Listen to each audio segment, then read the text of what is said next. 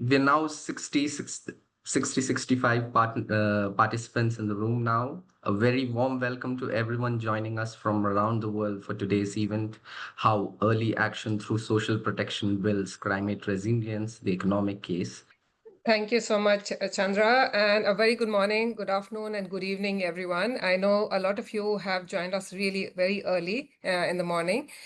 So thank you for that. And on behalf of Alliance for Locally Led Action on Loss and Damage, ALLACT, which is a partnership of more than 50 governments and 70 grassroots organizations, it's a real pleasure to welcome all of you to this event. And I'm also joined by our core partners, Comic Relief, ENDA, and IFZ, in welcoming you to this event. But I know we have a whole lot of other partners who have joined us in this effort. So this welcome is from all of them as well. Today, we'll be launching a new economic evidence from 8 countries and 24 social protection programs, showing how early action through social protection delivers far greater value in terms of climate resilience than reactive humanitarian assistance. So I will begin by sharing the findings from this analysis, and my colleague Martin would post the paper that we published today online. So I hope you can get access to all of that. So I'm sharing my screen. Chandra, if you can just confirm that you can see it. Yes. Okay, perfect. Thank you. So you will see that, climate impacts are increasing globally everywhere, but it is the disasters are most felt by least developed countries and small island developing states where the coping capacity is the least. Now, the problem is that even though we know that there are solutions out there, the financing gap is huge. We know that we need somewhere around 1.3 trillion to address climatic impact, but what we have on the table from Baku is around 300 billion. We also have a huge protection gap, which is to the tune of 1.8 trillion, which means almost only about 2% of the communities in Global South probably have insurance protection. Rest of them, if they're hit by a climate disaster, they have to cover the cost themselves, or the government has to cover the cost of the losses themselves. There's also around $4 trillion of funding gap when it comes to supporting sustainable development goals. So all of this gap exists, which means that if we take around $300 billion, which is currently on the table, which has not been disbursed as yet, it's committed, with that, about 80% of the climate resilience finance, which is needed by the country, will have to come from the governments themselves, the countries. Now, it's impossible for countries to cover that level of finances themselves. So they need to bring in private sector investment, MDB, and the climate fund and other sources of finance. So, and for that to work effectively, we need to ensure that whatever we have right now, we build on those systems. We don't try to create separate programs, rather build on whatever existing investments are there in the country themselves. So, and one of the programs that really stands out strongly is the social protection programs. Now, social protection programs, we already know from the past several years and decades of evidence that they are quite effective in terms of addressing poverty and inequality. We've also seen that many social protection programs from Uganda, from Ethiopia, Kenya, India, all of these countries, that social protection programs were quite effective in helping communities deal with or tide over crisis, especially climate crisis. We have seen a lot of evidence come up from the COVID crisis itself. And the good thing is that in Global South, and majority of the countries globally, they spend close to 500 billion in social protection already. So that's investment that is there. And just by making some adjustment in these existing programs, we can make that $500 billion of investment also deliver climate resilience. Now, how can we make that possible? We are proposing 2 financing framework to be integrated within the existing social protection program. Now, we all know social protection program have different types of delivery mechanism. There are cash transfers, there are food aid, there's pensions. There's also public works-based social protection program, which helps create livelihood assets such as field bund, farm ponds, check dams, all of the watershed type of intervention. So what we are saying is that within the existing social protection program, we need to have 2 forms of early action. One is in the form of anticipatory direct benefit transfer through the existing cash transfer food aid program so that it can provide support to communities just before climate crisis hits them so that they have enough resources to tide over the crisis. So something called absorptive resilience. The second we want to do is to build longer term resilience so that the existing livelihood, whether it's through agriculture, through fishery, or through other means, that livelihood is protected. And so it enables the communities not just to cope, but also bounce back. And in most cases, if we can take them beyond the vulnerability thresholds, where they use the social protection investment as a stepping stone to go beyond that. So, what these two early intervention through existing social protection programs would do, it would help in safeguarding livelihood, break the cycle of poverty and inequality, and safeguard the future livelihoods, especially in LDCs and small island states. But now we also know that, theoretically, these two interventions look good. But to make it possible, we really need adequate finance. We need effective policies, and we also need efficient delivery. And we know that there are some issues and challenges that are there in the countries currently. We know that even if we are talking about anticipatory response or early response, they are underdeveloped early warning system across hazard level. We don't know exactly what trigger point should be used to deliver anticipatory responses. We also know that within the existing social protection program, there's a lot of duplication, there are silos, there's issues with effective targeting, there's inefficient delivery mechanism or insufficient or poor integration and coordination. But we also know that not all countries are at the same level of climate risks. Some are facing sea level rise, some are facing drought, and others are facing cyclones. So we can't really have one solution which would work in all the context. And also, when we talk about social protection, different countries have different levels of maturity. Some countries have a highly, very matured social protection programs. So, for example, countries like India, Bangladesh, or even Ethiopia, they have really matured social protection programs. But there are some programs which have social protection still in a very nascent stage. So we can't really have one size fits all approach. You must have heard that term a lot of times when we talk about climate resilience. But what would solution really look like through a social protection program? So we first need to understand what existing policies, systems, and delivery approaches are currently there. So for this, we developed something called Aspire, Anticipatory Social Protection Index for Resilience, which uses around 69 indicators to look at existing policies and systems, exactly where the gaps are, what the opportunities are. And then we also look at social protection delivery mechanism, like how can we really ensure better effective targeting, reach the communities immediately before the climate crisis strikes, and so on. And I'll just, we have applied this tool in partnership with 8 governments already, and we are now going to begin this operation in Antigua and Barbuda. So what does the scorecard really look like when you apply a toolkit like that? We tried, I'm just presenting this in the case of Malawi.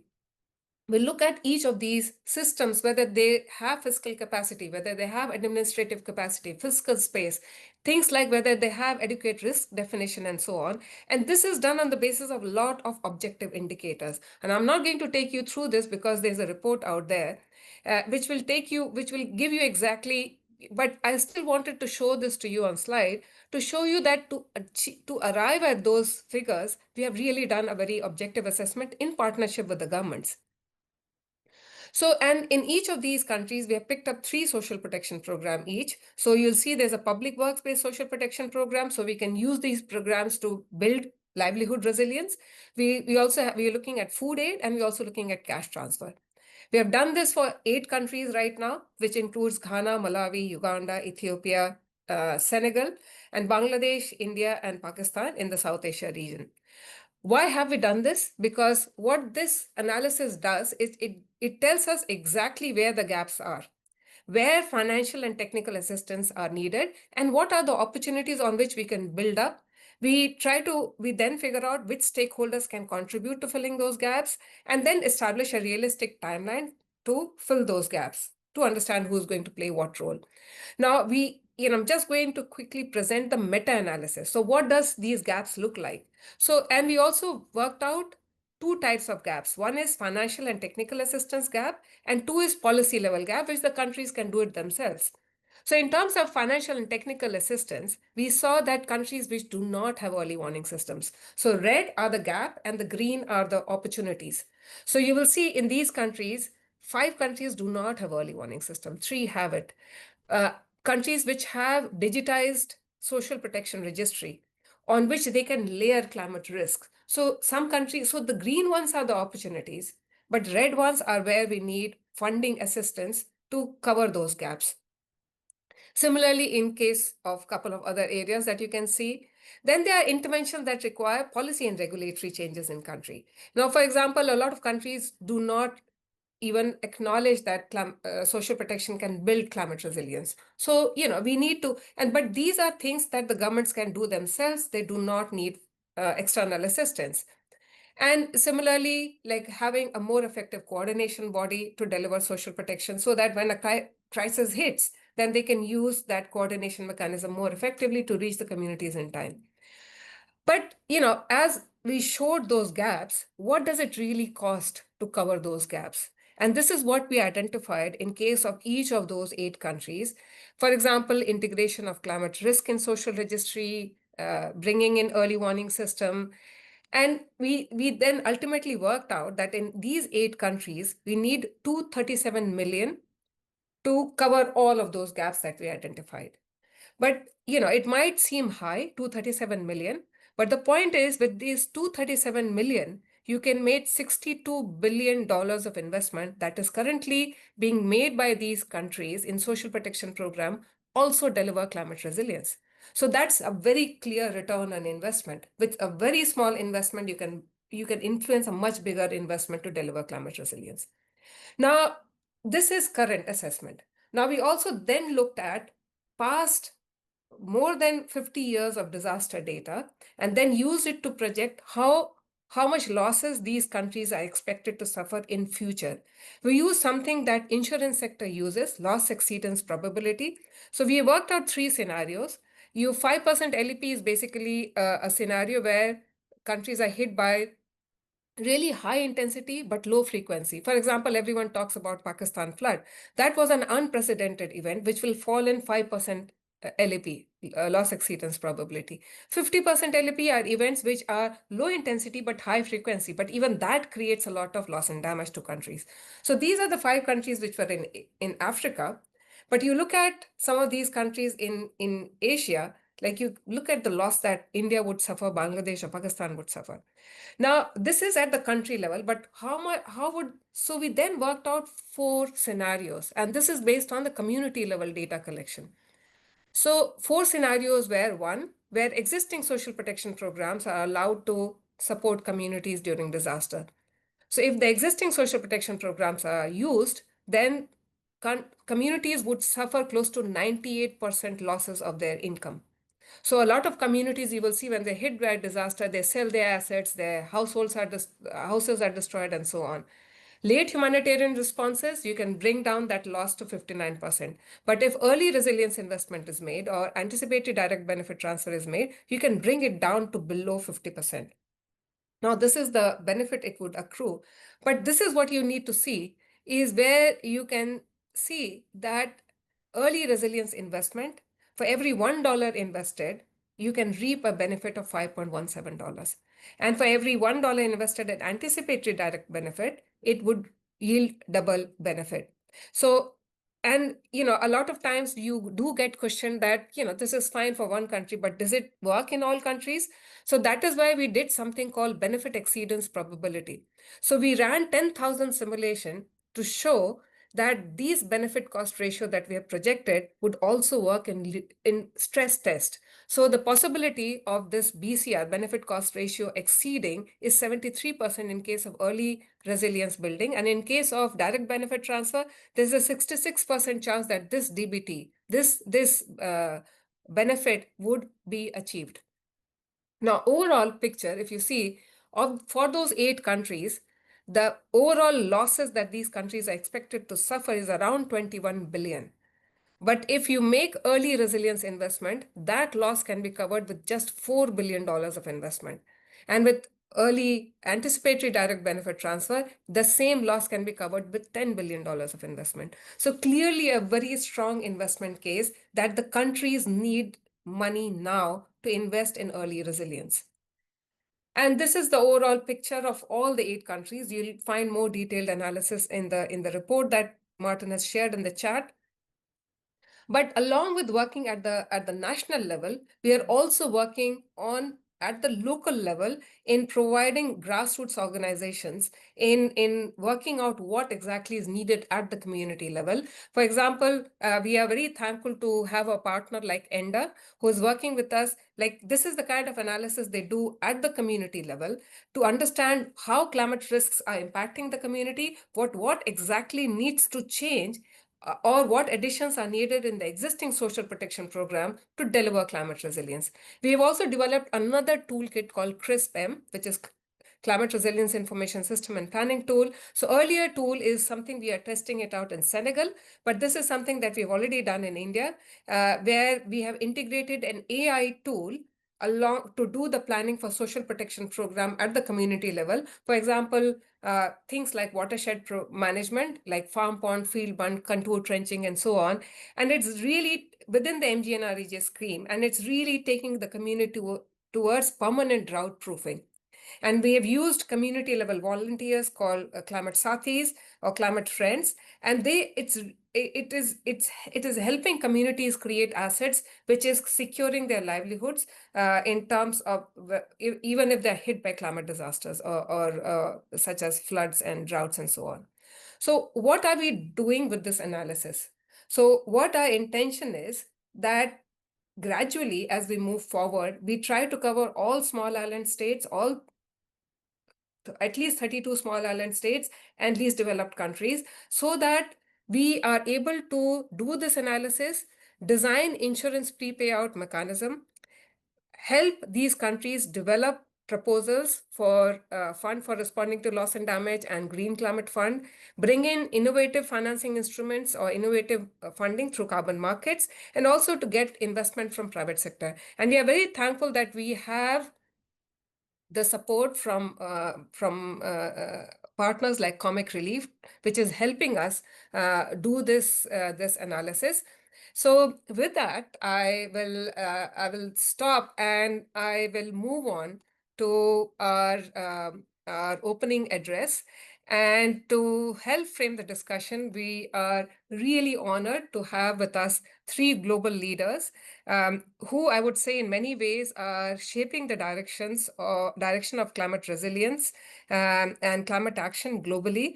And I have had my personal privilege to have worked very closely with Prime Minister Gaston Browne and also with Sir Jim Skea. And every time I talk to them, it's really inspiring. So we are really honored that they will share their reflections on how this new evidence can really guide both national priorities, but also global processes, including the development of proposal for climate funds, bringing in private sector investments, and the IPCC assessments.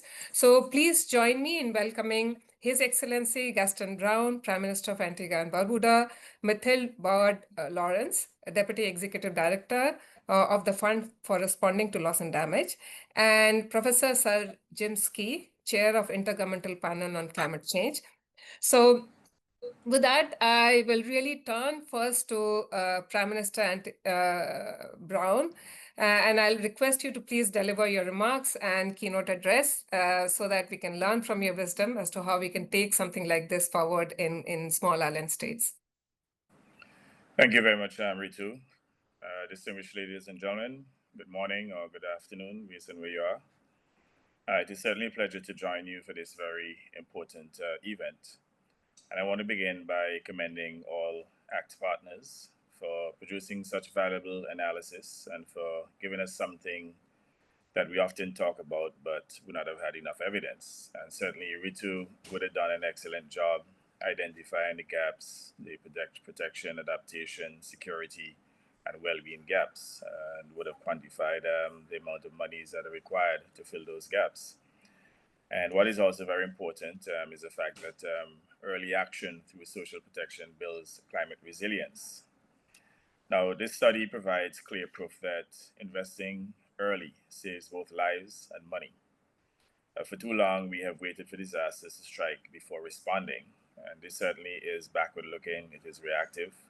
Research we're launching today shows that by using our social protection systems to act before crisis, through measures like anticipatory cash transfers, or livelihood support, we can protect households, reduce losses, and strengthen resilience.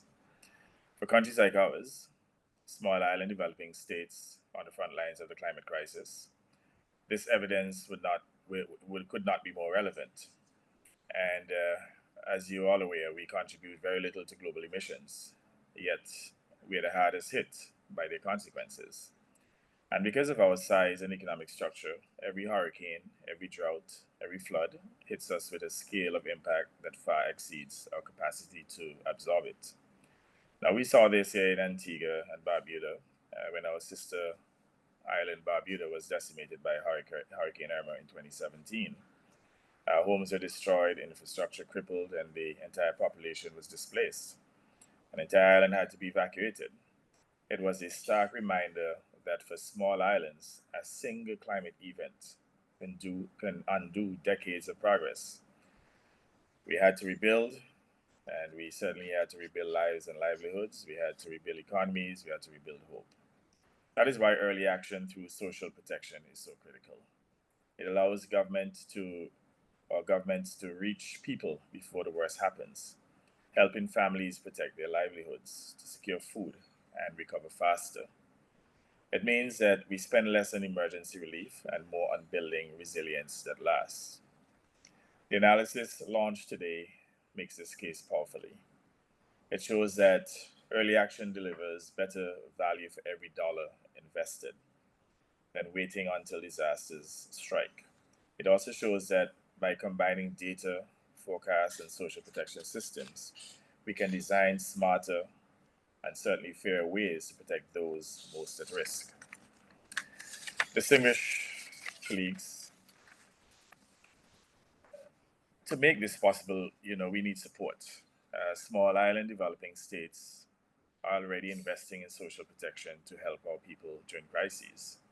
But these systems were not built to manage the escalating scale and the frequency of climate shocks. As you know, these shocks are becoming more frequent, and certainly the hazards are far more intense, especially hurricanes that affect our region. To strengthen them and to make them climate responsive, we need climate finance that is predictable, accessible, and fair. Mechanisms like the Fund for Responding to Loss and Damage, the FRLD, and the Green Climate Fund, the GCF, must prioritize this type of investment. They should help countries act early and not only to recover later. And just to emphasize that every dollar we invest in prevention saves many more in recovery and far more in human dignity. We also need a financing system that recognizes the special circumstances of SIDS. Our vulnerability is structural and multidimensional. In fact, we'd have done a significant amount of work on the development of the multidimensional vulnerability index. And we see that as a fairer metric to determine the needs of small island states. And we're asking all of our colleagues here to help us to continue to advocate in all the fora to ensure that this very important metric is utilized so that we'll have a fair metric to ensure accessibility to much needed climate financing, especially for adaptation and mitigation. So climate finance clearly must account for vulnerability and not just income. I mean, the income aspect is backward looking because it doesn't take into consideration that every time a disaster or storm or whatever the disaster destroys an economy, that your per capita income automatically falls. But it is backward looking in that the international financial community continues to look at what your per capita income was prior to the storm, when at that time and during the period of the crisis, the country's per capita income would have fallen significantly. So you want to commend Ritu and all of them of this for this type of evidence-based work. so that we can provide empirical evidence to show that what we are doing here is that we're providing irrefutable evidence of the need for a more proactive financing. And we're not going cap in hand, begging these donors. At the end of the day, it's a form of climate justice in which we have been suffering disproportionately from the effects of climate change. Our emissions are negligible, and it's only fair that those who commit the tort against us that would have resulted in these frequent and impactful climate events, that they cover the costs. That is indeed climate justice. So again, for those who may be of a different mind, this is not going cap in hand to the large emitters, asking them for gifts. This is a matter of climate justice in which they have an obligation to help us to adapt and to mitigate against the effects of climate change. Now, the study obviously provides us with a foundation so that as policymakers and certainly leaders, we can approach funders and to make the case for additional investments. It gives countries like ours the tools to prepare strong, credible proposals for the FRLD and the GCF based on real data and real need. I want to, in closing, confirm and certainly assure you that Antigua and Barbuda will use this analysis to develop such a proposal as we seek to get more funding from the GCF and other entities, and certainly utilizing the data here and also to encourage them to use the MVI to determine eligibility. And certainly one that shows how early action through social protection can reduce loss and damage, build resilience, and to deliver tangible benefits to our people. So again, Ritu, I commend you and your team because you're helping us here to build a solid case based on data, based on empirical information. So we must now shift from reacting to disasters and to anticipate them, and at the same time to raise necessary funding in order to prevent losses and also to build long-term resilience. Thank you, distinguished ladies and gentlemen. Thank you so much, Prime Minister Browne. I like what you have said is what is really needed on this forum to set the tone that we can't be reactive anymore. We have to be anticipatory. But for that, in view of climate justice, this support is needed because it makes an economic sense. It is far more expensive to build resilience later on rather than investing early. So with that, I will move on to Mathilde, because I think Mathilde, Prime Minister, has already built the ground for it, and we would really be interested in hearing your perspective as to how you think such an evidence can really support countries in developing the proposals for fund for responding to loss and damage, because we do know that FRLD would be launching the call for proposals soon. But how do you really see an analysis like this, evidence like this coming from countries themselves? Thank you very much, Ritu. Thank you very much for inviting me to join this dialogue, and I'm very honored to be the newcomer in this keynote speakers panel. Your Excellency Gaston, Browne, and Professor Sarczynski. I'm very honored to be with you in this session. And congratulations. I followed, of course, with a lot of interest the presentation that you just made, which is indeed very convincing. I join the Prime Minister in congratulating you in this. I'm relieved to be in front of you today, just a few days after our 7th board meeting, which ended on Thursday of last week, and which was a critical one, where the board took very important decisions, which are indeed paving the way for the launch of the first call for proposal of the fund in Belém, call for proposal which is named the Barbados Implementation Modalities, and which is of a size of $250 million. For those in the room who may not already have this information. Why is this relevant to this conference? Well, first, with being the first climate fund clearly mandated to finance activities responding to loss and damage, FRLD is the only climate fund which received, in fact, from the onset, the mandate to work on both social aspects and of course on the impact of climate change. The Barbados implementation modalities has been built on a number of key principles. I remind them a little bit, and of course make the link afterwards with the work on social protection. Those key principles include, of course, bottom-up, country-led, country-owned approaches to loss and damage that promote and strengthen national responses. We see already how it fits with your presentation. Effective engagement with all relevant stakeholders, including, of course, communities and in climate vulnerable situation, aiming to test and learn from this call for proposal, supporting activities, project and program representing the full scope of the FRLD. I'll come back to that. And a last very important key principle, a minimum allocation of 50% for small island developing states and least developing countries.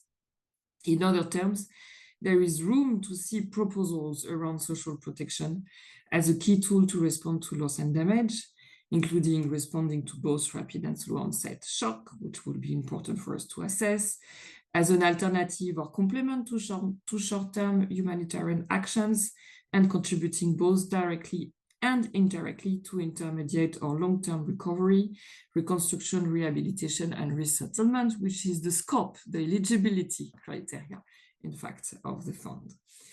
So for this, it is very important and relevant to first make the case on how early actions through social protection builds climate resilience, and fits indeed the description of the fund scope of activity I just highlighted. Second, support countries and governments in incorporating this into their national system and assess whether or not they want to prioritize this type of answers. It's very important to bear in mind that the fund being very limited in size, the call for proposal being $250 million only for the time being, the BIM the board has decided, of course, to have a BIM process very clearly coordinated by the FRLD focal points in countries. My husband's proposing coffee. It's a bit early here. So, so very coordinated, very clearly coordinated by the countries, by the focal points. So dialogue needs to happen in country to make sure that indeed those proposals would cover social protection. Third, identify the gaps and challenges that the FRLD could be asked to fill in or address.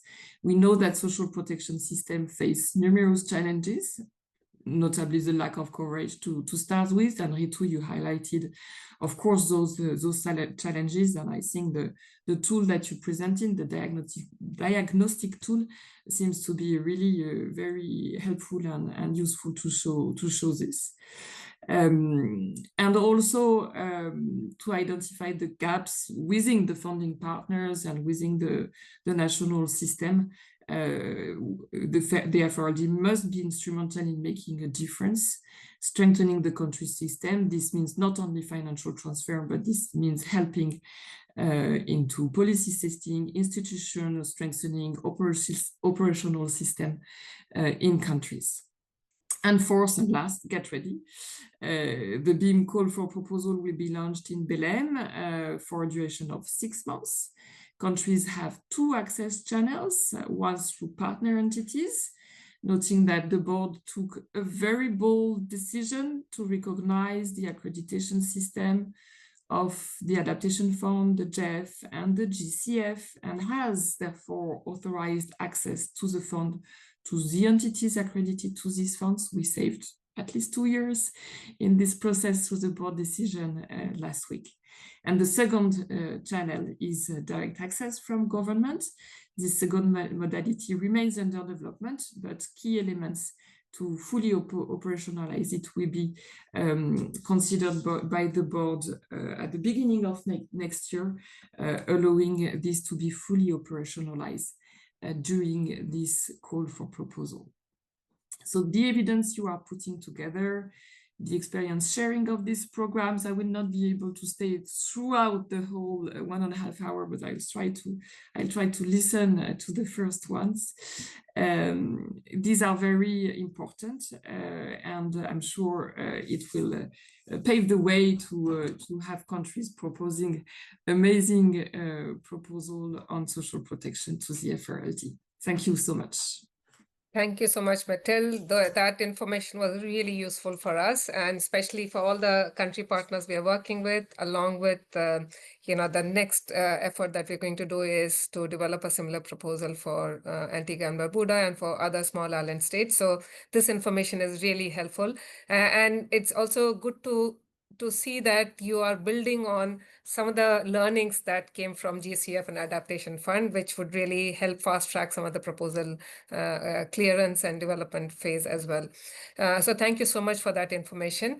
And I'll now turn to Professor Sir Jim Skea, who's the chair of IPCC, because we know evidence and knowledge really plays a very, very critical role. And therefore, Jim, we would really like to hear your perspective on what you think, how such analysis would be useful. So over to you, Jim. Okay, thanks very much, Ritu. And just to say, I'm very flattered to be asked to be one of the keynote speakers, because this is frankly not my field of expertise. But as chair of IPCC, I need to have a sort of a helicopter view of all forms of knowledge related to climate science and climate action. But my obvious interest in this session is how it can inform the 7th cycle of IPCC, which is just gathering pace at the moment. We started in 2023 when all the leadership was elected, and it'll run right through this decade. Now, very obviously, this work will feed into Working Group 2 of IPCC, which covers impacts, adaptation, and vulnerability. And I've got 6 reasons as to why it's incredibly relevant. I should say I started with 3 reasons, and every time I got to the end of the list, I added a new one. So if you'll forgive me, 6 reasons. Right, first of all, this is going to be a cycle of IPCC which places relatively greater emphasis on impacts, adaptation, vulnerability. We're obviously not going to be neglecting mitigation, but there will be more emphasis on the Working Group 2 world for 3 reasons, I think. First of all, it's becoming clearer that the world is warming faster than we expected. We've also learned that for a given level of warming, the impacts are greater than we previously thought. And thirdly, as Prime Minister Browne has said, the impacts of climate change are just manifest at the moment. So there's going to be more emphasis, I think, on impacts, adaptation, and vulnerability. Now, looking at Working Group 2 specifically and the focus within the working group, there is going to be a relatively greater focus on adaptation and vulnerability, not just on the impact side. In our last cycle, there wasn't a single chapter in the report that had the word adaptation in the title. Now 3 chapters have the word adaptation, and 1 chapter refers explicitly to vulnerability, which is, of course, the flip side of resilience. A third point, Working Group 2, there's going to be a greater focus on quantification. Working Group 2 has been asked to revise and update rather ancient technical guidelines on assessing impacts and adaptation, with a particular emphasis on indicators, metrics, and methodologies. So this is a very obvious landing zone for this piece of work. And I might say that quantification matters because numbers are really powerful. Prime Minister Browne referred to the negligible role that small island developing states and least developing countries have played in contributing to the problem of climate change. And this, in fact, was quantified very specifically in the Working Group 3 report in the last IPCC cycle, which I'm proud to say I was co-chair of and really pushed the question of this allocation of emissions, both currently and in historical terms. Fourthly, I think this is really important, an enhanced role for economic ways of thinking within Working Group 2 of IPCC, because in the past it's possibly had more of an emphasis on the ecological systems rather than human systems. So Working Group 3 on mitigation has always incorporated economic thinking and in fact had finance chapters in the last 2 cycles. Now, for the first time, Working Group 2 also has a finance chapter, and that will be covering funding for adaptation, for losses and damages, and the respective roles of public and private sector finance. And there is also a chapter on responses to losses and damage, which will include approaches to categorization and metrics for assessing losses and damages. So once again, a very obvious landing zone for this work. And just finally, and this is a very general point, is that the linkages between climate action and development in general are getting much more emphasis across Working Groups 2 on adaptation, Working Group 3 on mitigation. And this permeates the scopes of the reports. And I think it's an incredibly important development. So there's quite a lot new going to come in the next cycle of IPCC, and I can't obviously tell you what the new chapters will say because they've yet to be written, and indeed some of the literature that they're going to assess is yet to be published. But we do know what their scope will be, and that scope has been addressed by all of IPCC's governments. The first lead authors meeting is going to take place in Paris in December, and that's where the authors will start to prepare a so-called zero-order draft of the next report. And we always trust the expertise of the authors to deliver something that's relevant. The losses and damage chapter will be especially relevant because Ritu is in fact one of the lead authors for that chapter on losses and damages. So I'll conclude my remarks there, but just to say, I confess where I started, I'm not the expert. If there are any questions, it's all over to my good IIED colleague, Ritu, to answer them. Thank you. Thank you so much, Jim. That's also your humility when you say you don't have all the knowledge. I like every time I talk to you, I feel and I hear you, I feel like you have all the knowledge about all matters, adaptation and mitigation. So we'll see how it goes. But thank you to all our opening speakers, and I'm particularly thankful to Mathilde and Prime Minister Gaston Browne because they joined us really early. It's 7 a.m. for them, and this really shows the commitment they have to this issue, which is what we really need in this space. But we do hope we can continue to have that support in future. So I'm now going to turn on to our next segment, which is government perspective, and we will hear directly from the national leaders and practitioners. And in this segment, we have brought together government representatives from India, Somalia, Senegal, and Scotland. So we'll see that there is a combination of a developed country, least developed country, a country which is fragile and conflict affected, as well as India, which is a vulnerable developing country. So I'll first turn on to our first panelist, Kunal Satyarthi, who's the Joint Secretary, Department of Land Resources, Ministry of Rural Development, Government of India. But if you could pull down the screen, Chandra, so we can have Mr. Satyarthi. So can we have him? Yeah, I can see them. So I personally feel I have seen Mr. Satyarthi in action on ground. He was previously leading a very senior role in NDMA, National Disaster Management Authority in India, and he has done some very groundbreaking work in India. But today I'm going to talk to him more from his capacity with the Ministry of Rural Development, because I know India has made some really strong progress in linking social protection system with disaster management through both digital delivery and large-scale programs like MGNREGA. So based on your experience, what are the most important design and delivery features that you think can make social protection systems effective in responding early to climate shocks, something that we presented today? But in your experience, how can that really work? Kunal, over to you. Ritu, and thanks to IIED and thanks to my colleagues. Good morning and good afternoon, depending where you are.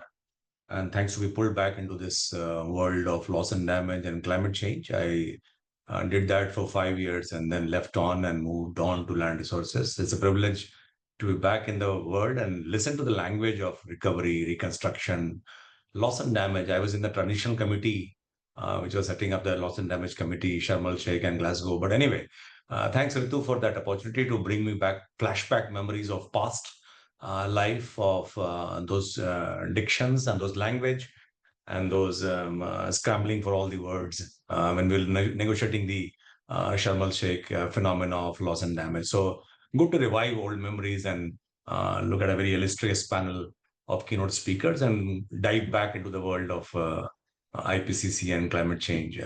I moved on from that for 5 years, and it's quite a relief, if I can say that. But luckily for me, the question is not about L&D fund, not about COP, not about India's position, all that. So it makes my life simpler. Just to be spot on the topic that Ritu was talking about, apart from those negotiations, what we're trying to do in India, and we appreciate, we just finished with floods, we are hitting cyclones, drought is not far away, cold is setting in the mountains.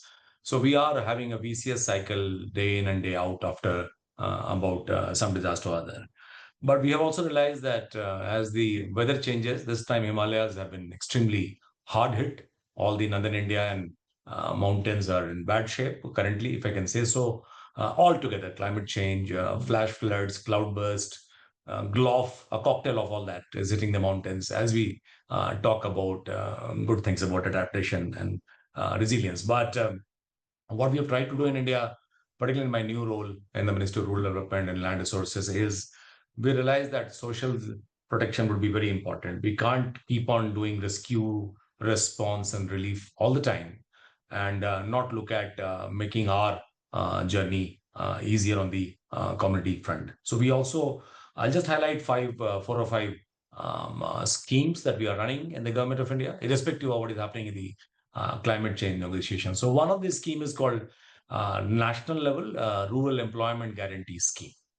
So anybody who wants a job in the country, he is given a 100 days job without fail. That's a commitment, that's a fundamental right of every Indian to ask for a job, ask for employment, and the employment is assured by the state.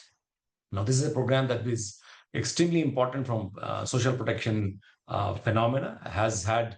So there's no rider. There's no rider to qualify this program. Anybody, rich and poor, can participate in this program and get employment. That is real time if you're looking at social resilience perspective.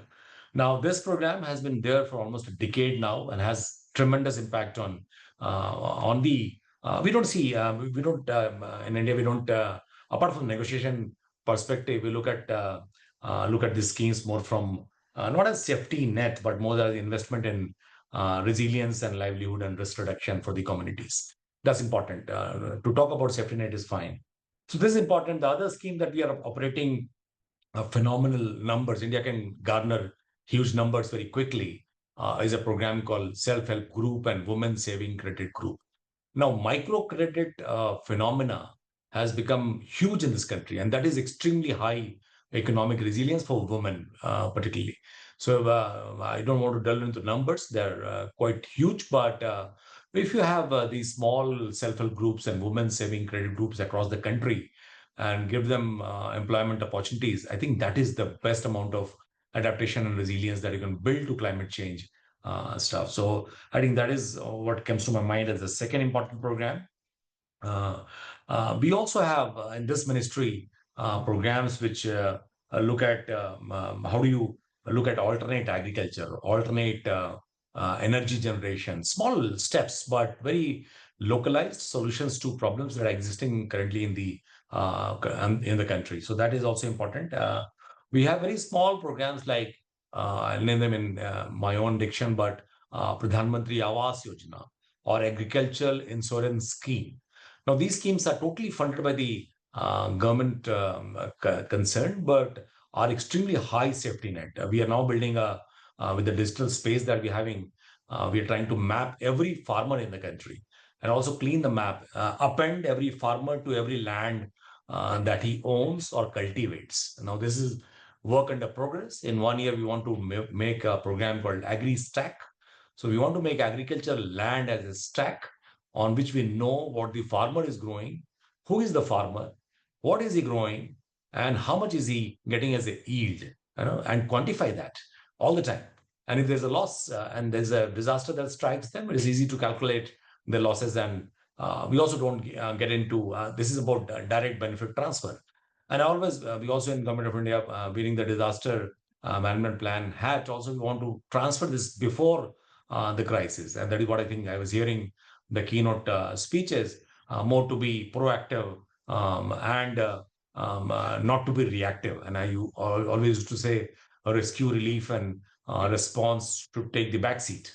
Should start getting into more out of adaptation and mitigation portfolio. So those are the schemes we are getting. We are not. It looks very nice currently, as I say, but there are problems. And she was also asking about what are lessons for a large country like India. Now, the biggest problem is we in the government, whether we work with the NGOs or the bankers or various funding agencies, we don't talk to each other. I don't talk across the wall. So it is very, very difficult in government scenario to get interdepartmental coordination, interministerial coordination, extremely difficult. Very easy to say, very difficult to achieve. So same program of water or soil conservation can be operated by 5 ministries or 5 departments. Just now we were having a discussion about how do we dovetail all that. Can we have a large plan going from the ground zero, but making it at the national level, and everybody follows that plan to implement? We're having a discussion right now. If they are able to build that, that's real social net, and that's real putting your money where it counts for the community. So the interdepartmental coordination is my first one to flag. The second is when you write a program, whether you write at the highest level or you write at the lowest level, you make it so rigid, and the communities are so diverse. Every valley, every village is totally different from the other. So how dynamic your social security programs are is good to talk about, but very difficult to do. How much can you engage with the community and make a program for them and not import a program bought from somewhere else? So how do you make your program design so flexible so that it can be taking care of the stress situations of the community? The last, which I'll flag, although not related to my department and very close to my heart, is we should do decentralization of both response and early warning systems. And that is a huge work to do. That is a work in the offing. If the community start responding and community start becoming volunteers of disaster management, I think disaster resilience would be the most, and that would be important. The second is your early warnings are extremely broad-based. Decentralized early warning systems and decentralized response to disasters are the two important key that we need to hold.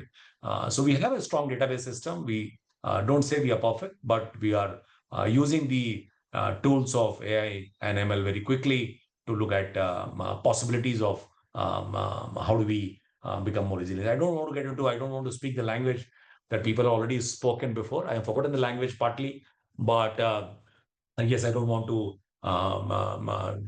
get into the domain of all the experts on the board and all the experts who already spoken. But these are my takes on adaptation and social sector protection and the economics thereof. Thank you so much, Ritu, this opportunity. Thank you so much, Kunal. I think what you brought to the discussion here is a very, very practical perspective. And exactly that's the kind of changes that we need: better coordination mechanism, better response, better decentralized response mechanism. And it clearly, you can see that, your experience of managing many of these disasters during your NDMA time has really influence some of these thinking. And that's the kind of thinking we need to dovetail with the social protection program in order to make it more effective for delivering climate resilience. So I'm now going to turn on to Abdihakim Ainte, who's the Director of Food Security and Climate Change in the Prime Minister's Office in Somalia government, and with whom I've had the privilege of working very, very closely, especially looking at how drought impacts countries' ability to invest in climate resilience and how that is creating food security issues. But I'm going to turn to you, Abdi, to understand how can social protection program be positioned to act early, protect livelihood before the crisis escalates, and what kind of partnerships can we really bring or kind of funding support that we can really bring to Somalia for that? Because we also are mindful that yours is a fragile and conflict affected state where you inherited weak governance and systems. So you probably need more support, but what kind of support would really help you achieve that? It'll be great to hear from you directly.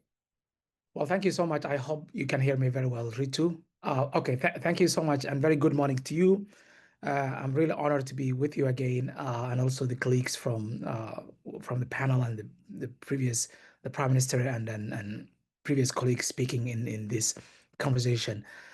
I think, as you have noted, I think Somalia faced and exposed to completely different set of challenge because on top of already the second most vulnerable country when it comes to climate shocks, we're also having a very difficult and a very protracted conflict that is also sitting within the crisis that we're in. So in other words, we have a sort of a 3 layers of challenge, one that is called climate, and then what's that is very unnatural, which is the conflict. And then also then you have the cascading impact that are coming out of these 3. So over the last 30 plus years, Somalia has been trapped in this cyclical crisis, and most of our response, they were coming largely from our development partners, such as the UN development partners, international organizations, so on and so forth. But in the last 10 years, the government of Somalia, with its partnership and support from our partners across the aisle, we have been building institutions that are critical and important to Somalia to, number one, detect and understand the dynamics of the climate shocks that keep coming, but also understand how our institutions can better coordinate with international responses. In previous cases, we have had a complete fragmentation of the response that were coming from the international partners, but also from the local Somalis, partly because of there was no coordinated centralized mechanism. But thanks now to the partnership and the institutions that are now taking shape into and leading at the front line of the social protection response, I would like in this context to draw 2 important schemes that we are undertaking. Number one, we've got an agency called Somali Disaster Management Agency, which is the agency that is responsible for the early warning, early system response in Somalia, and they have been fairly quite well in terms of detecting and providing the real-time information that is required for the people, especially in the prone areas, so that they provide an encrypted messages and working with a telco and a local companies to provide them a real-time informations to the local communities so that they do understand. That's number one. Number two, through the Ministry of Social Protection, we've been able to introduce the largest social protection program called Bahnano, which integrates into the national government responses. And we're talking about the very basic rudimentary social protection structures, such as the civil registry, the cash transfer, and so on and so forth. That program has proven to be fairly successful, and we've done this in partnership with the World Bank. The bank has been generously supporting on this, and it has become a national flagship program that has really helped and empowered thousands of Somali families to equip with the right time information, but also give them the social protection safety net that they needed. Now, how this is shaping at the policy levels. Now, the question is from the government side, we now developed the National Transformational Plan, which is the next 10 years development plan for Somalia, that is looking how can we move away from the largely humanitarian-based intervention to a more development investment in the country. And in this, we're looking into how can we integrate the social protection element into the national decision-making process at the national level. As you know, Somalia is a country that is operating in federal. We have 2 layers of government, the national government in the capital, and then also we have state levels. And crises most often, they happen at the state levels. And this is exactly where we needed the coordination, and that where we needed to improve our early warning capacity. And we have done so far. So going forward, what do we need? I think we've got the framework of the national transformation in place. It articulates very well the challenge and the opportunities, but also it articulates real time how Somalia have over the last 10 years have gradually moved out of extreme humanitarian intervention to sort of a medium-sized state-led response. And that was not an easy journey. We've done it through a concerted effort. Now going forward, what do we need and what we are asking for? And I know, Ritu, you've mentioned that, among the areas that we have identified as a need for support, number 1 is the data. Number 2 is the evidence.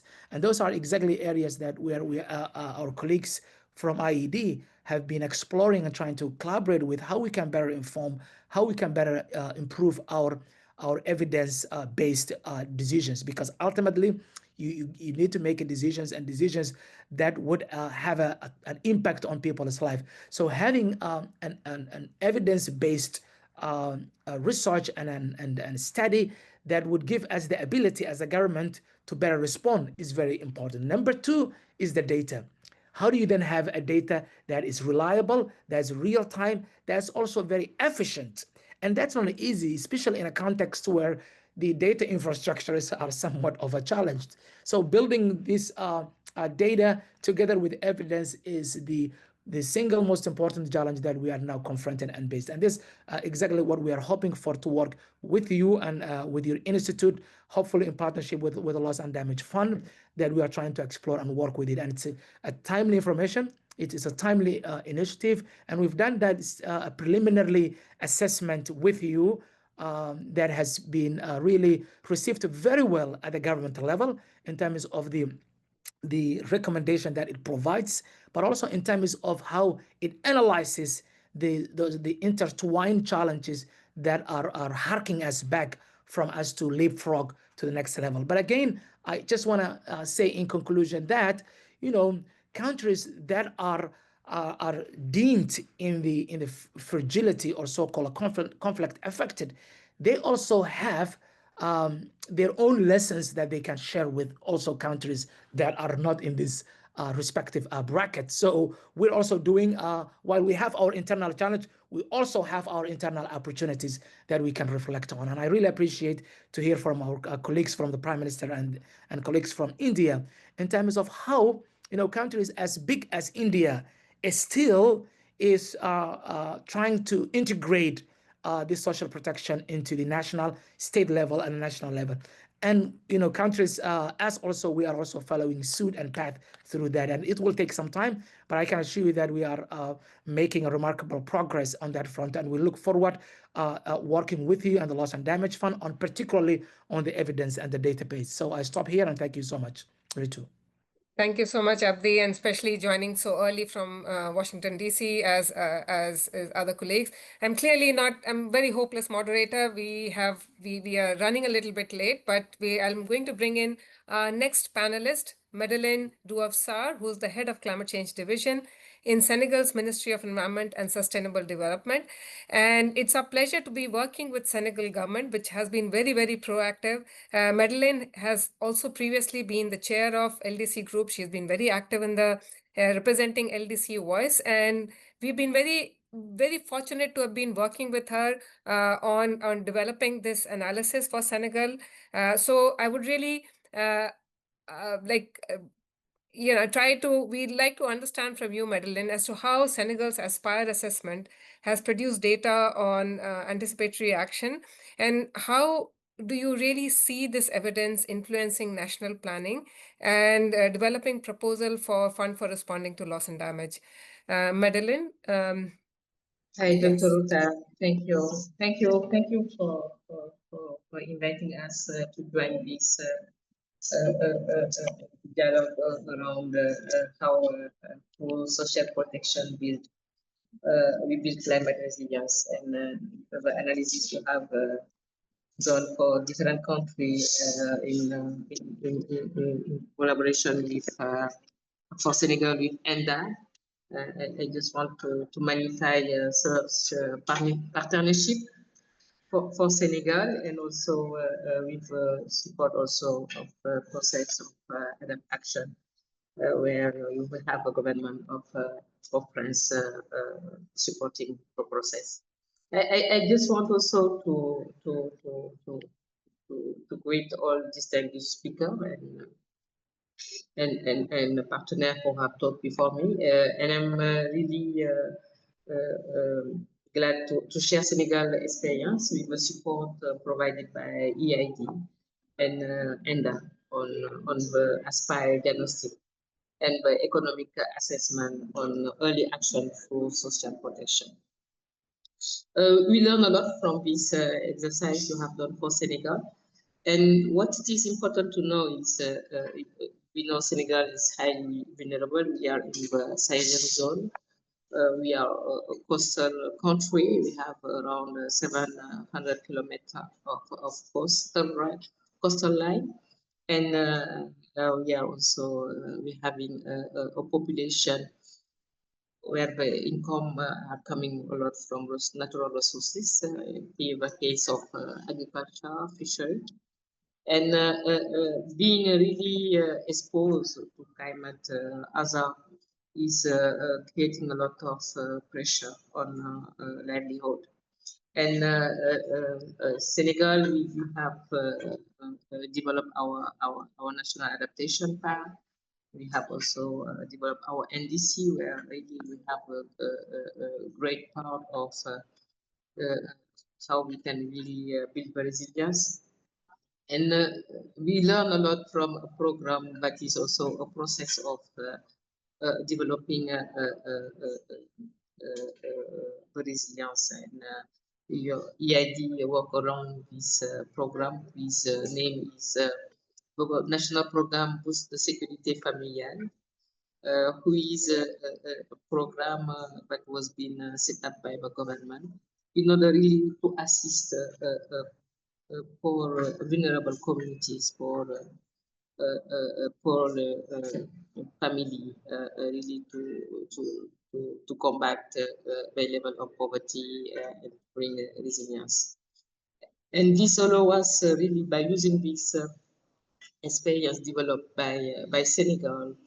EID was in a position to look how such a program of social protection can apply for climate shock. And I think what is important to know is learning from this program, learning from the experience Senegal have developed. We have this really real political commitment, really to support, to assist vulnerable communities. So this is one. Through this program, we have a national registry where we have where all really critical communities, population have been identified. But also we know that it's not easy to develop such a process of mechanism of social projection. So there was some gap that was being done from this experience from Senegal, and we will build for that to take on board climate action and see how we can really from this experience we can ensure that we will have speed disbursement during climate shock. So I think this is based on this registry, based on the commitment of a country, we can look at that. And what's coming from this assessment is really we put social protection early in advance. We will really help these communities.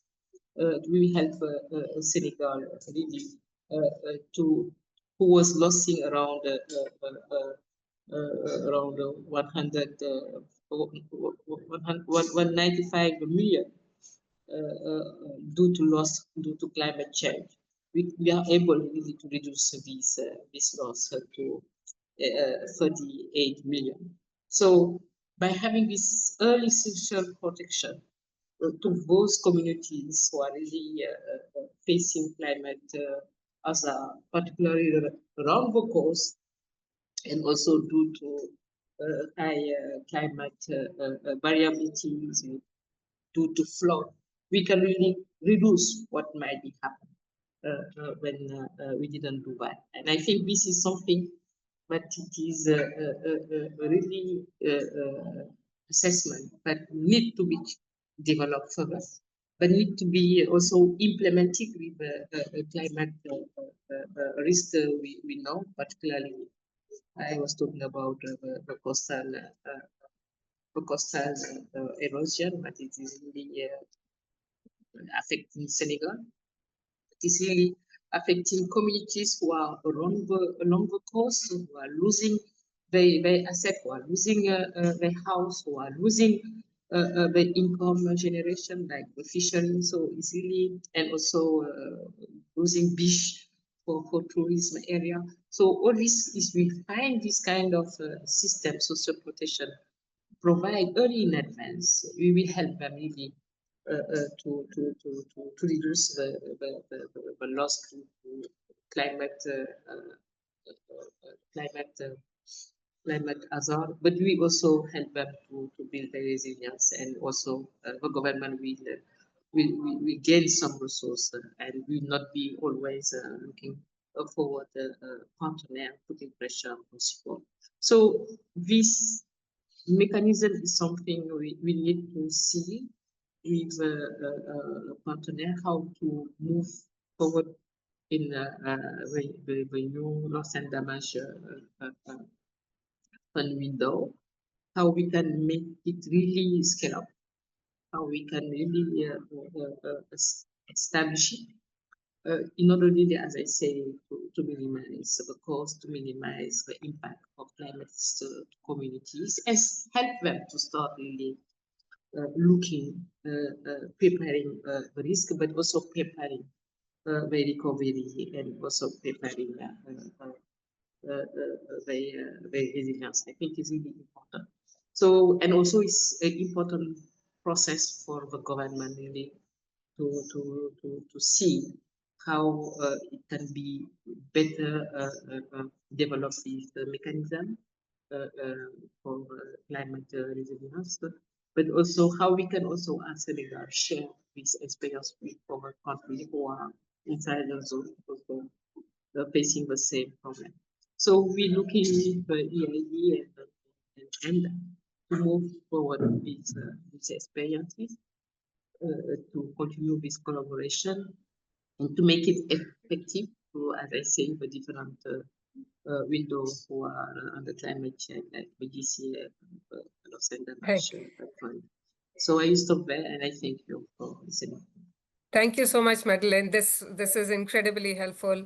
Very great. I'm now going to move on to our next panelist, Katherine White, Deputy Director of the International Development and Climate Change with Scottish Government. And we know Scotland Government took a huge leadership role when it came to addressing loss and damage. So we would really like to understand from you as to what lessons or insights can you share on how early action through social protection can be really embedded into climate justice and international cooperation efforts. So over to you, Katherine. Thank you, Ritu, and I hope you can hear me, although I'm using someone else's microphone. So thank you really for inviting me today. It's a pleasure to be here and to share such insights from this really interesting panel. And just very quick word on Scotland. So the Scottish Government is a subnational government within the United Kingdom. We already have an advanced framework for domestic mitigation and adaptation, but from 2012, we've had a program of work supporting climate justice. And this is really a commitment to acknowledge that the Global South, who have done the least to cause the climate change we are suffering, the worst impacts fall on these countries, and it's often on the most marginalized in those communities that suffer the most. At the heart of our climate justice approach has been the importance of listening to and understanding the needs of local communities. And what we were hearing loud and clear was that climate change was already causing such devastating and irreversible loss and damage to lives and livelihoods. And we've heard that today as well. So at COP26 in Glasgow, we set out a pioneering and a kind of a first for global North governments to commit funding explicitly to address loss and damage. So that's the leadership, Ritu, that you've recognised, and I'm appreciative of that recognition.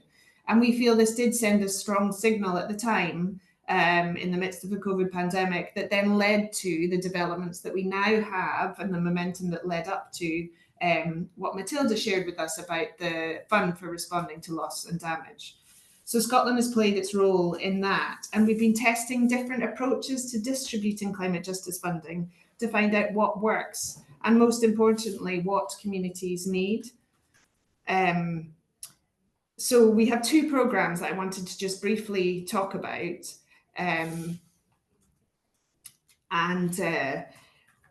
So that we are leading on Climate Just Communities program and our Loss and Damage program.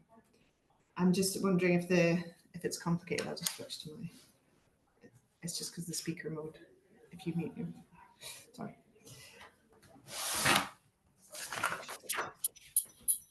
One second.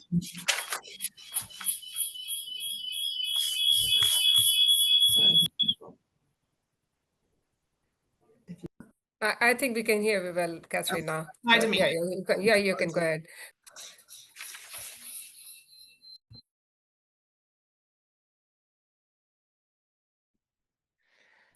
On our Climate Just Communities programme, this demonstrates how we support marginalised groups to lead climate action tailored to their specific needs.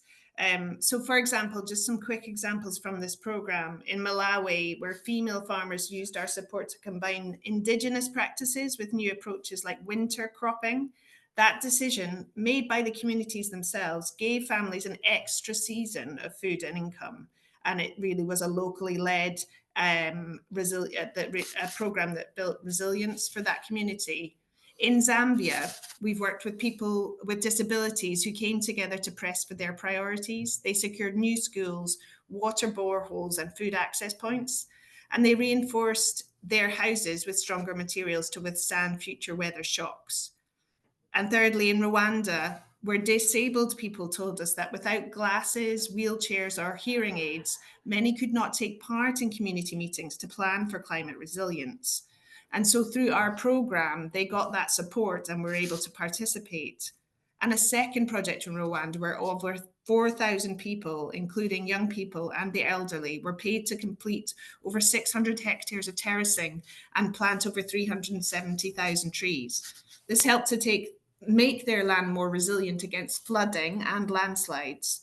And since completion, communities have seen their crop yields increase significantly and used these profits from these surplus crops to fund childcare and buy livestock. And just quickly to end on a reflection on loss and damage specifically, which is the second of our funds that I mentioned. And as an example, in Malawi, we funded a cash transfer program supporting rural communities to recover from the devastating impacts of Cyclone Freddy. We found that most recipients used cash aid for food, leading to a 14% increase in daily meals and fewer people going hungry. Nearly 90% invested in rebuilding homes, often with better, more resilient materials. And they bought livestock, started businesses, and invested in farming. After the direct transfers, savings tripled, more children attended school, and livestock ownership rose. This programme proved that cash transfers can be an effective, flexible, localised and scalable tool to enable households to respond to both economic and non-economic loss and damage. They can also be used before a shock occurs. As we've heard, this report is really looking at anticipatory direct benefit transfer. And another program, just quickly, in Malawi, and we've heard about this from other countries as well, is localized early warning systems, such as community weather stations to monitor rainfall, soil temperature, and wind speed. Disaster risk management plans were revised to make them more inclusive of the needs of the elderly and disabled people. Women were trained in alternative livelihoods, such as dressmaking, to decrease reliance on farming as their only source of income. Houses were fitted with water tanks to ensure that precious rainfall was preserved for times of water scarcity. Community members were offered counselling to help them deal with the after effects of extreme weather events. This programme taught us that holistic interventions covering many areas of social protection can be effective. So I'd like to finish there by thanking you for your time today. And we in Scotland will continue to share learning from our programmes and make the case for good quality climate finance. The Scottish Government really welcomes this new piece of research, which adds yet more evidence on this important topic.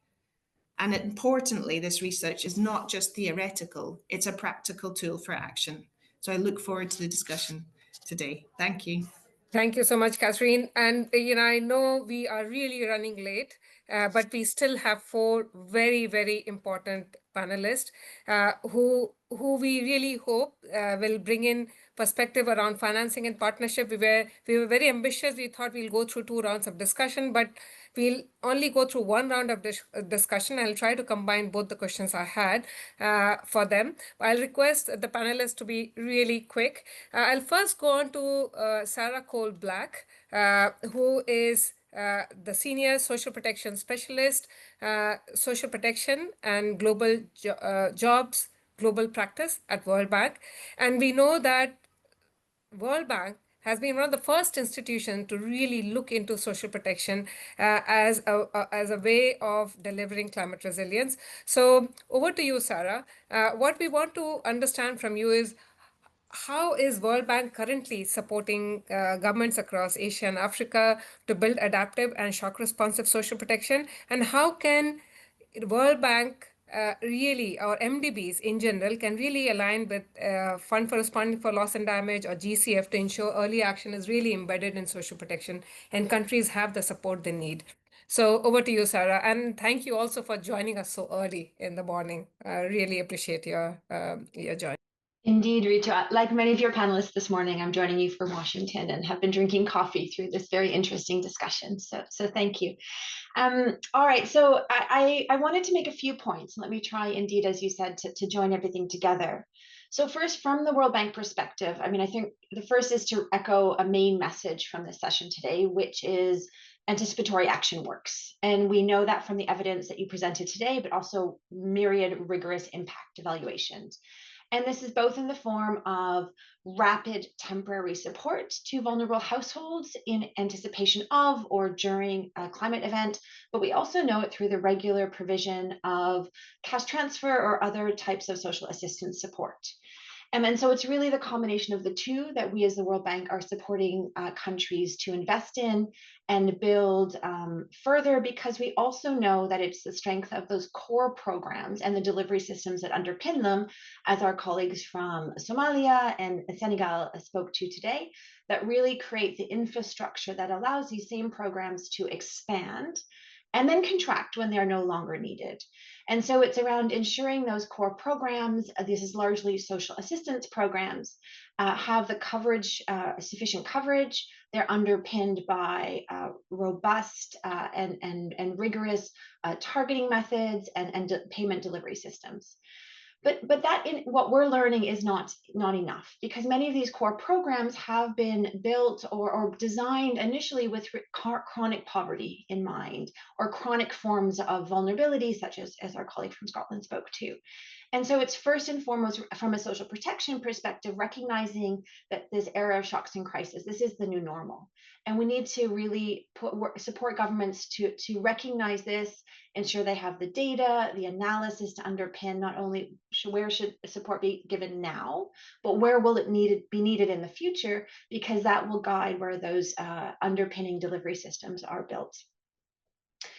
The other thing I wanted to really stress, given that the focus of the discussion today around social protection, but building climate adaptation, is the fact that we are at least two, if not three communities, and guided by different line ministries, as our colleague from India spoke to, and different expertise.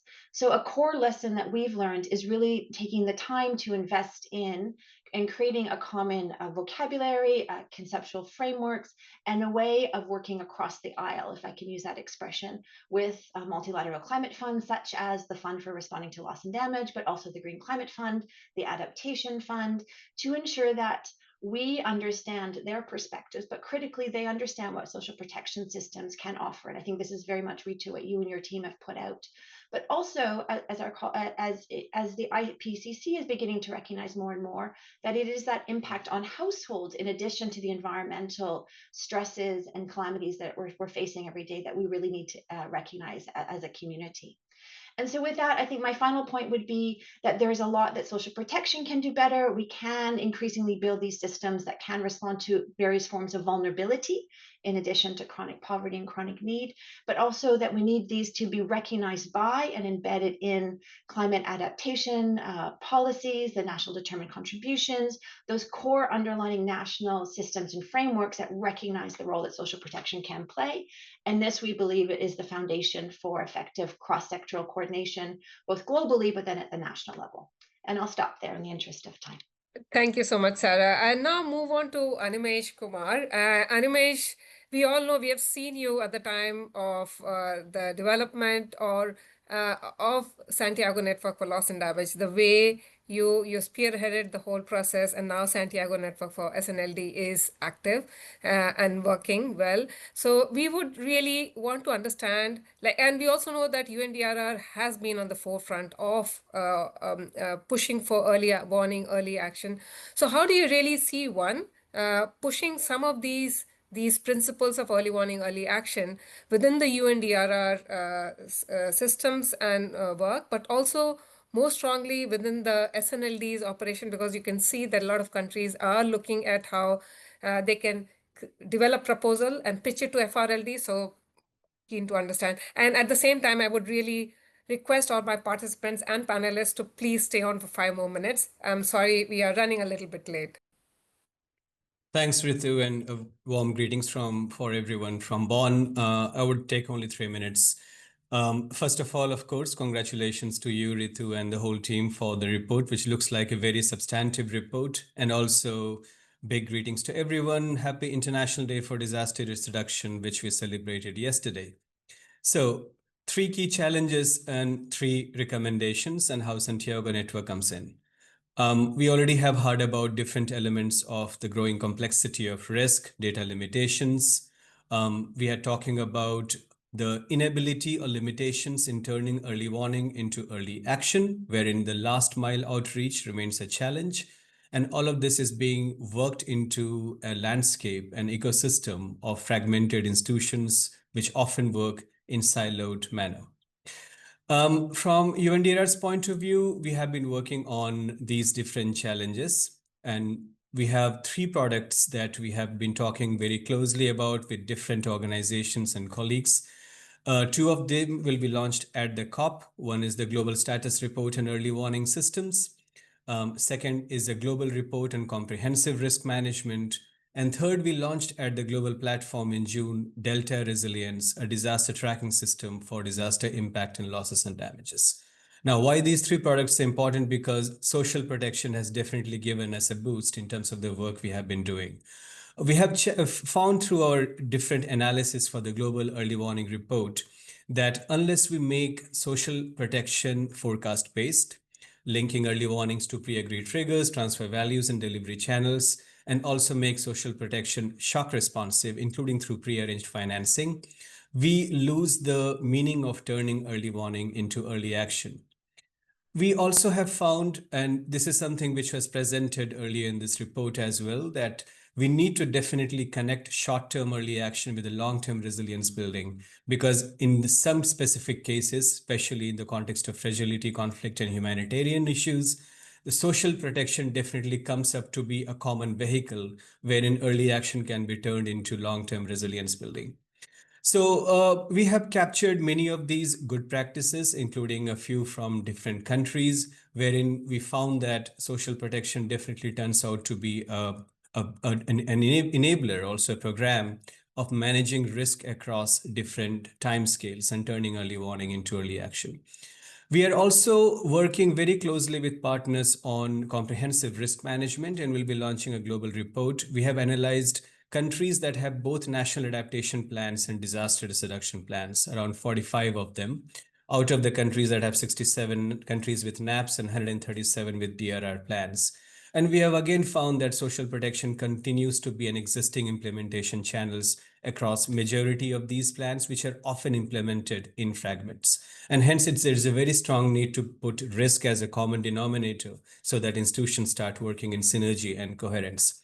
And all of this can be enabled if we have the right data in place. The hazardous event and loss and damage tracking system that we have launched has really been capacitating countries to generate better data. For example, for Abdi, with all the efforts being taken in Somalia, in the last 10 years alone, we have 1,000 events that have been recorded, which has been informing early warning and early action elements in the country. Now, all of these elements need further capacity. They need more technical assistance, and they need more knowledge and collaboration. And that's where the capacity building aspect of Santiago Network, through a member-based, a demand-driven approach for the vulnerable countries, comes in. We are fully open, fully operational. At the 5th board meeting, the advisory board has also adopted its strategy. Countries are in the pipeline. One country's Vanuatu is being assisted as we speak. And there are several other countries who have reached out, and we are conducting regional workshops to enhance the outreach and explain the meaning. I would end by also saying that it's a very exciting time for all of us because the loss and damage architecture is evolving and maturing as we speak. Matilda already talked about the Fund for Responding to Loss and Damage and a letter of intent between the FRLD and the Santiago Network signed earlier this year will further strengthen the linkage between technical assistance and financing.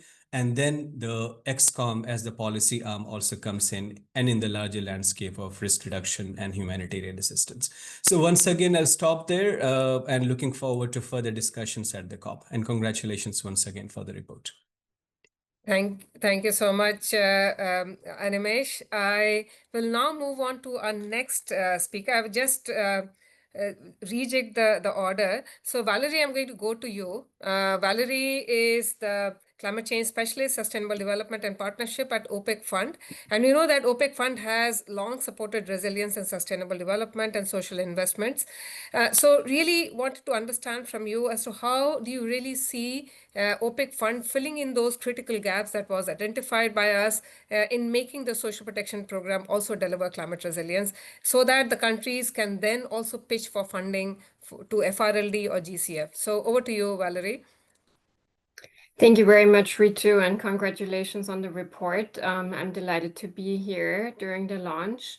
And let me start in saying that the OPEC Fund's mission has always been people-centered. And so now for about 50 years, we have financed food security, energy access, water, health, and education across developing countries.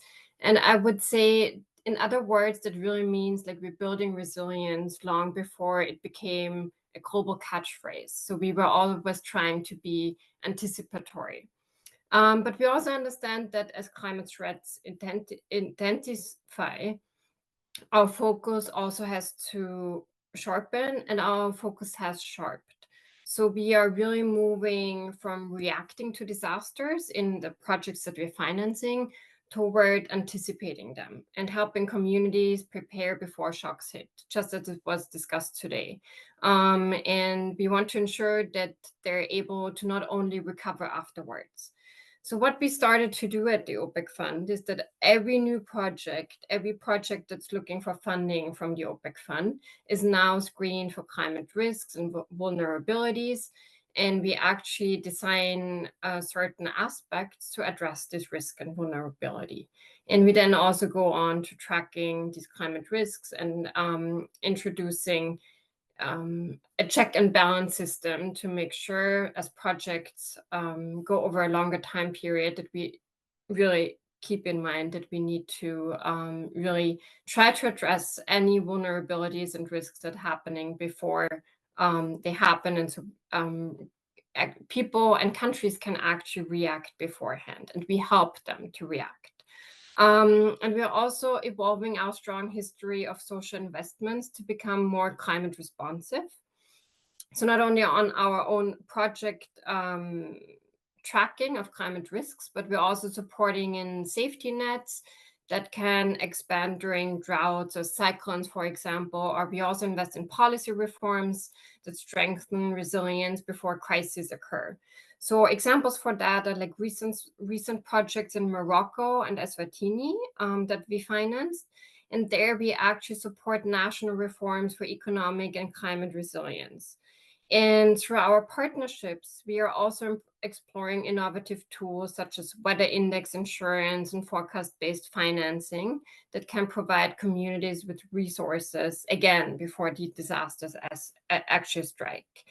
And this year, we also launched the Island Resilience Facility. And I really wanted to mention this facility because SIDS have been mentioned quite a lot during today's discussion, especially also driving the initiative.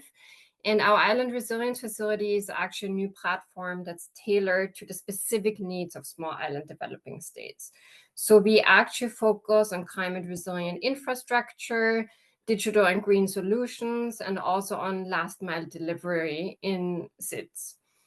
And in practice, what does that mean? It actually means that we help these islands reinforce hospitals before hurricanes happen. We diversify livelihoods before coral bleaching happens, and we protect coastlines before storms. So the facility really builds on the legacy of more than $2 billion that we actually already financed in 25 island nations since our inception. And another example that I wanted to mention of how the OPEC Fund works or how we actually invest in anticipatory measurements is that we pledged last year $1 billion to the Global Drought Resilience Partnership. And there we really help countries to act early again with climate smart agriculture, water storage, and adapted safety nets. So to make sure that before like this drought happens, we can maybe invest and help them work on that. And in closing and keeping in mind the time, I just wanted to mention that we're very excited to work on this topic, but no single institution can do this alone.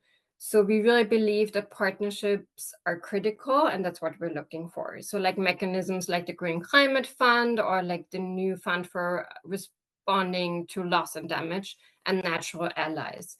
And we do bring long-standing country relationships, implementation capacity, and agile concession of financing, but we're really looking to partner with other institutions like the GCF, FRLD, but also with you from more like the research and scientific perspective to bring grants and risk-sharing tools to the table. And we're looking forward to discussing this further at COP and other events. Thank you.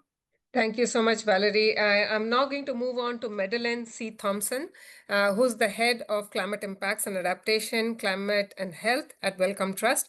And why I really feel Madeleine's perspective would be really important is because, none of this, research, evidence, and data plays such an important role. And we have seen that without this, you can't include these efforts in the national planning, in developing NDC or NAPS. And Wellcome Trust has been really on the forefront of integrating health and climate and resilience research together.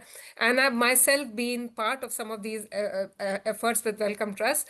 So really wanting to understand from you, Madeleine, how can evidence like this economic assessment that we presented today can really help push for anticipatory approaches to protect livelihoods, but also health and well-being under growing climate stress? And how is Wellcome Trust, some of the existing effort, really dovetail or support some such actions at the national level? So what to you, Madeleine? So yeah, thank you so much, Ritu. And it's just such an extraordinary panel, and your report is absolutely fascinating. I had the chance to read it yesterday. report is also very timely, I think, particularly for Wellcome. We are now in our third year of our 10-year strategy on for our climate and health program. Our work, our team focuses on building the climate and health ecosystem, investing in targeted research in impact, adaptation, and mitigation. And to ensure that this research is useful, we focus the research on critical levers of change, including policy, finance, legal action, and innovation. So Wellcome sees itself very much as more than a funder. We work with partners worldwide, including governments, funders, commercial and cultural organizations, civil society, affected communities, primarily to advocate for evidence-based action that supports research and improves health. Now, the climate and health program itself has been is centered on the mission of putting health at the heart of climate action. Yeah, and for us, what that means is really understanding what is how our research is going to change specific outcomes. And I just want to give you 3 examples which relates directly to this report and why I would like to follow up with you after this event. And the first one is the report around early action includes the need for forecasting and climate information. And this is one area that Wellcome is investing in currently, not just the climate and health team, but also our data for science and health, to ensure that actions are taken locally with locally relevant information delivered by the local Met services with the support of the international community. And for health, this is very poorly developed. So Climate Services for Health is one of our strategic activities at the moment, and ensuring that the Met community in the countries are really fully engaged and supported to deliver the information that is needed to drive the early action is one of the areas that we're very keen on developing. The other one is that I want to mention is our AWARE project. What we've seen in the past is that early action is very dependent on good governance structures as well as technical capability, information structures, engagement with communities, etc. And the AWARE project, which I think complements very nicely this report, looks in 4 countries where successful exemplars of early warning systems for health are characterized, and like what are the underpinning characteristics that make them successful. And I think that really relates to what you're doing here. I'd also like to mention the role of insurance in social protection and our engagement with insurance on understanding the parametric insurance environment for smallholder farmers. How could that be applied to health is another area of interest. And then finally, I just want to mention the kind of impact awards process that you participated in, Ritu, because in that we seek to invest in activities which are embedded in communities, have clear policy focus, but also have evidence generation that will support that activity and a really strong communication strategy. So bringing the whole piece together, if you like, not having research separate from the engagement process, but really embedded in it. And I think that's one of the things that we're learning is the importance of our research being really connected from the get-go with the change that we want to see in the world, and particularly at the local level. So I'm going to end there, and thank you very much for allowing me to join this discussion. Madeleine, thank you so much. And I'm so happy that you could join and really share that perspective, because being engaged with the Climate Award, Impacts Award, what it showed to me that how can research become so powerful in influencing policy action, and the way Wellcome Trust is really trying to build the capacity of local, national think tanks and local universities. So for me, that's because we also try to do a lot of that work, but having big philanthropies come behind this the similar action is really, really important. So thank you so much for doing something about this issue, because we keep talking about it. It's good to see some philanthropies and funding agencies come forward and really stick their neck out and do something about it. So, and you can see like people have stayed on despite being so late. People have stayed on and they've listened to all our panelists. But I have to say I've been really, really bad moderator. I have not, because you do get carried away by such a good panel of speakers, really very grounded knowledge being shared by the government representatives, by all the funding agencies representative here. But I do hope, there was one of the comments here, but I do hope that this is just the start and we can have many more of you join and share some of the success stories that take some of these evidence and learning forward and designing new programs. If you can get some funding from GCF, from Fund for Responding to Loss and Damage, and use philanthropy money as a catalytic fund to bridge those really, really small gaps that Madeleine mentioned about creating that early warning platform, linking it with real decision making around health system, around social protection delivery, and so on. So thank you all so much. It's been a pleasure. Of course, we launched the work today, but any of these analysis is only as good as it gets used. So we really hope some of this analysis takes the form of some policy action and funding support.